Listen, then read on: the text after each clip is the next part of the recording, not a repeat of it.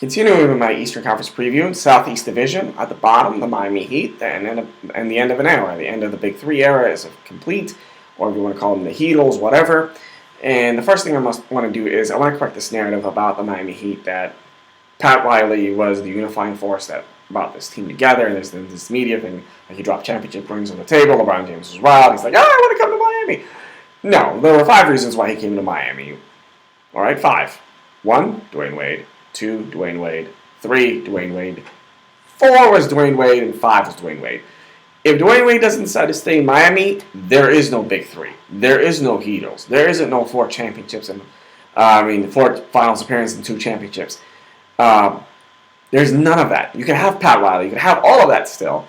Because if you remember, the biggest free agent to sign in the state of Florida was Grant Hill when he signed with the Orlando Magic, and when they went after Tim Duncan, although people said that they weren't as close as people made it seem out to be.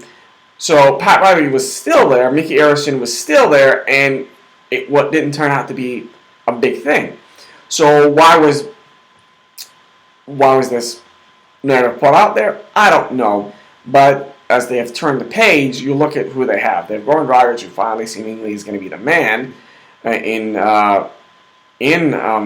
Miami, followed by Hassan Whiteside, who's going to more than likely have a bigger role to play. Although, as great a shot blocker as he is, at times either overcommits defensively or gets so passive that his shot blocking becomes a non-factor because people, they want him playing in space, particularly in pick and roll. Like if his reads are not very defined, as athletic and as bouncy and as long as he is, he kind of gets caught in that in-between, well, what am I supposed to do now? What am I supposed to do now? And you saw that in the second round at times he actually, when he was healthy in Game 2, on the final possession of regulation, he actually got pulled for Udonis Haslem because he was getting shredded on the pick and roll, and he was struggling defensively in that area despite the fact that he had an effect against the Charlotte Hornets. If you give him defined reads on defense, he'll have an impact. If you don't, he kind of is not a factor. Justice Winslow, his role is going to expand basically from a 4th, 5th, 6th option to a 3rd option, maybe even a 2nd option. And that also includes for Bumpy Johnson and Josh Richardson. They're going to have so much opportunity to grow and build, and I think Erik Spoelstra actually kind of likes the challenge of building the youth or building through this process because A, there's really no expectations. B, he's kind of has some pull with the organization because he's like the longest tenured coach with any team in the Eastern Conference, which is an odd thing to say. Even though he's like so young and seemingly has been there for a short time, he's actually the most tenured coach in the Eastern Conference with one team, and 3rd behind Popovich and Carlisle in Dallas. Those are the only 2 guys that have actually been longer with their current team.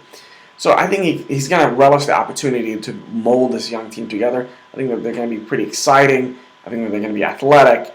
But I'm also thinking that they may finish 3rd from the bottom. It's all said and done.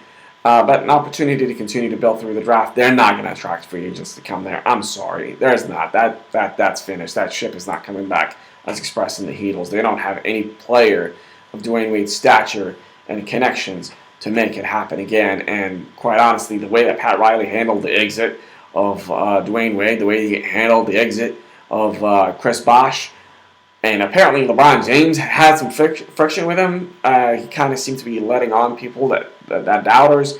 He kept saying that at the end, like, oh, people doubted me that I could do this or we could win without him.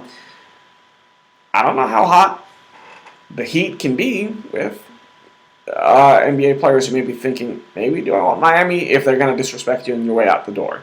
So, I remember the fun times in Miami, but that party, well, alas, all the other nightclubs and parties they go to in terms of the NBA is over.